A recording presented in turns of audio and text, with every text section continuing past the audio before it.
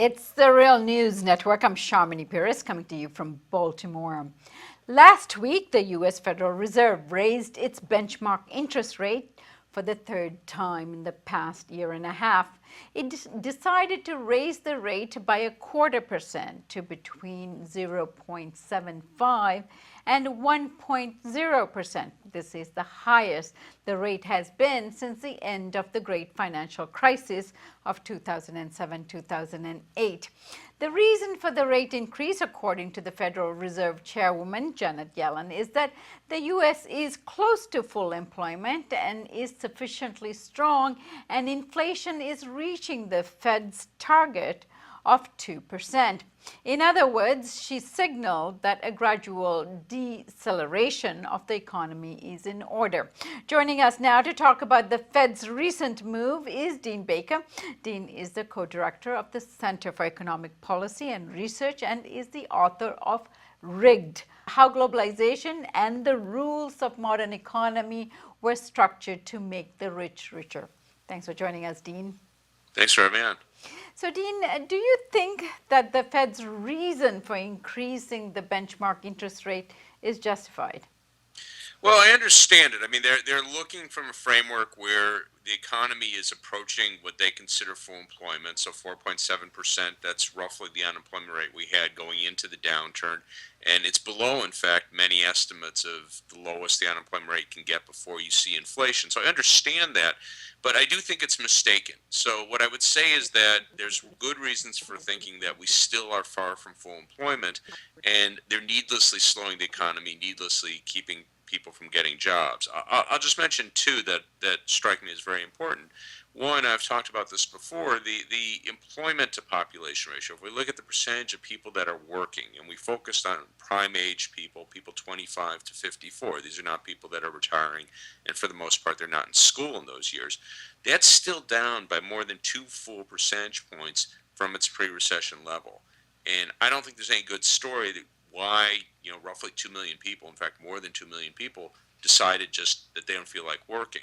And if we compare it to 2000, when the economy was very strong, we're down by 4 percentage points. So that's over 4 million people. So I don't see a good story there, a good explanation for that. The other piece of data that I look to is the percentage of people who are unemployed as a result of voluntarily quitting their prior job. And this is an interesting measure because it's, in a sense, it's saying what people themselves think about their labor market prospects. And if you don't think they're very good, you're not going to quit one job until you have another job lined up, so you don't end up being unemployed. On the other hand, in a strong labor market, a lot of people are willing to take that risk. They're pretty confident they'll get another job quickly. Well, currently that's a bit over 10%. That's actually a very low level. That's higher than it was, in 2009 at the bottom of the crash. But if you compare it to prior recessions, that's pretty much a recession level. And if you look at a really strong economy, what we had in 2000, it was at 15% at its peak. So I look at that. There's other measures I could point to, but those indicate to me that we still have a lot of room in the labor market, that we're not at full employment, and we should be looking at trying to keep a foot on the accelerator, try and let these people get jobs. Right.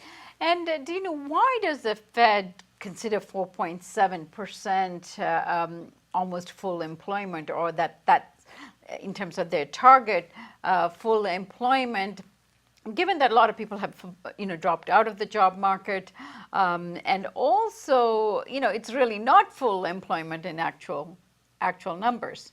Yeah, well, of course, we aren't looking at zero. So the question, what they're thinking of as full employment, is the point where we have a stable inflation rate. So if we have a low unemployment rate, let's hypothesize we're at 3%, which I'll concede that's probably lower than the economy can get to. In that context, you'd see rapidly rising wages. So in effect, firms are bidding away workers from other firms. This store is bidding up wages to get workers from the store across the street. Same with factories, same with offices, on down the list. So they're going to pass it on in higher prices, and then we have a serious problem with inflation. So the idea of full employment, 4.7%, they're saying that's pretty much the best we could do. If we got to 4% unemployment, back where we were in 2000, then they'd say we'd have rising wages, rising prices, we'd have a big problem with inflation. The 2 points I make on that is, one, we've been horribly wrong in the past in estimating that point. So going back to 2000, got 4% unemployment, no noticeable rise in inflation to speak of that year or prior years. If you go back to the mid 90s, the absolute consensus in the profession was that we couldn't do much better than 6%. So that turned out to be hugely wrong. And even in the more recent period, if we go back, say, 2 or 3 years, the consensus probably would have put it at 5.1, 5.2, and now we're at 4.7. Again, noticeable uptick in inflation. So first off, I just point out they've been wrong in the past. The other point I'd make is that, to my view, there's very little risk in probing, in the sense, let's get the unemployment rate lower, and we don't have any models that say inflation just shoots up. So let's say they're right, 4.7 is the right number, and they foolishly listen to me and let the unemployment rate fall to 4.3% or something like that. Well, the models say that inflation would rise very gradually. We're currently at 1.7% by the measure they use. It might rise after 6 months, a year, to 2%. That's not a big deal. So, to my view, this is kind of almost a no risk proposition. Let people get jobs. And a very important point to be made here is the people who get jobs are disproportionately the most disadvantaged. People with less education, African Americans, Hispanics, those are the people who are going to get jobs if we let the economy keep creating them. So, to my view, it's a bad mistake. I'm not going to make, say, a quarter point's the end of the world. The problem is if you keep doing it, it is a big deal. And lower unemployment rates also force the wages up because of the competition. Is that not something that the Fed wants to achieve? Mixed story there. I mean, for a lot of these people, higher wages are bad news. It does come out of corporate profits. And again, this is one of the stories of the downturn. We've had a big shift from wages to profits as a result of the downturn in the very weak labor market we saw in 2008, 2009, 2010. It's starting to shift back. So we had about 5 percentage points of income shift from wages to profits. We've made back roughly half of that.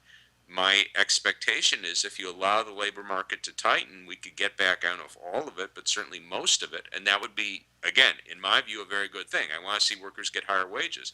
But if you're looking at it from the standpoint of businesses and corporate profits, you don't want to see that. Right.